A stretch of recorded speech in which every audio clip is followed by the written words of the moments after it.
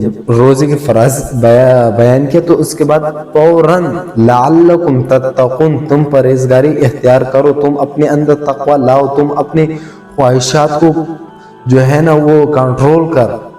ادھر جو ہے نا روزے میں غیبت سے بچنا ہوگا۔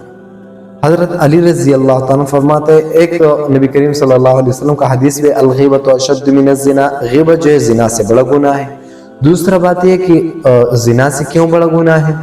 ایک غیبت پھر کس کو کہتے ہیں؟ غیبت کی پھر ایک غیبت ہوتے ایک تہمت ہوتے۔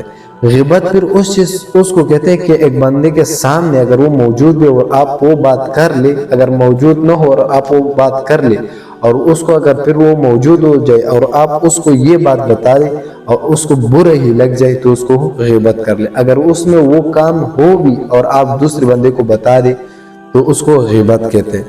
اگر اس میں وہ کام نہ ہو جو آپ اور کسی کو بتا رہے، اگر اس میں وہ کام نہ ہو اور آپ ایک دوسرے کو بتا رہے تھے کہ اس بندہ ایسا یہ ایسے، تو اس کو پھر تہمت کہتے ہیں۔ تو تہمت بھی بڑا گناہ ہے اور غیبت بھی بڑا گناہ ہے۔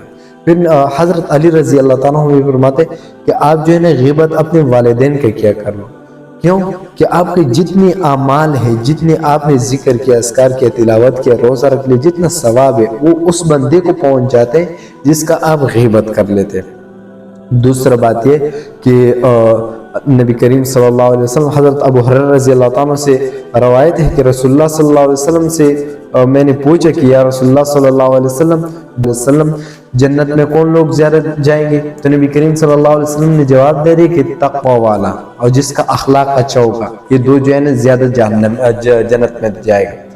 پھر نبی کے حضرت ابو ہریرہ رضی اللہ عنہ سے روایت ہے کہ میں نبی کریم صلی اللہ علیہ وسلم سے پھر پوچھا کہ یا رسول اللہ صلی اللہ علیہ وسلم جہنم میں کون لوگ زیادہ جائے گا؟ تو نبی کریم صلی اللہ علیہ وسلم نے بتایا کہ جو منہ جس کا قابو میں نہ ہو، گالی گلوچ دیتا ہو، لوگوں کو جو ہے نا تکلیف دیتا ہو، اس کو وہ جو جہنم میں زیادہ جائے گا۔ اور دوسرا جس کا شرمگاہ کا حفاظت نہ کر لے جو ہے نا یہ بہت زیادہ جہنم میں جائے گا۔ تو آپ لوگ کو میں نے بتا دیا کہ رمضان مبارک میں جو ہے نا روزہ عربی میں اس کو صوم کہتے ہیں، صوم۔ اور پھر صوم جو ہے نا معنی اردو میں اس کا آتا ہے کس چیز سے روکنا۔ تو ادھر ہم جو ہے نا غیبت سے روکیں گے، ادھر جو ہمیں جو گانے بجانے ہوں گے اس سے ہم نے روکنا ہوگا، ادھر جو ہے نا ہم نے غیبت سے بچنا ہوگا، ادھر ہم نے جھوٹ سے بچنا ہوگا۔ پھر آپ لوگ کو میں نے بتا بھی دیا کہ غیبت کس کو کہتے ہیں۔ تو ہر چیز جو ہے نا تو روزہ مبارک ہے تو اس میں ہم کو چاہیے کہ ہم غیبت سے بچیں، ہر چیز سے۔ یہ نہیں کہ ہم جو ہے نا نہ کھائے نہ پی۔ اللہ حضرت فرماتے کہ میں اس کو نہیں دیکھتا ہوں کہ آپ کھائے پی سب کو جو ہے نا چھوڑ لے، کھانا پینا چھوڑ لے اور آپ جو ہے نا کہتے کہ میں روزہ ہوں۔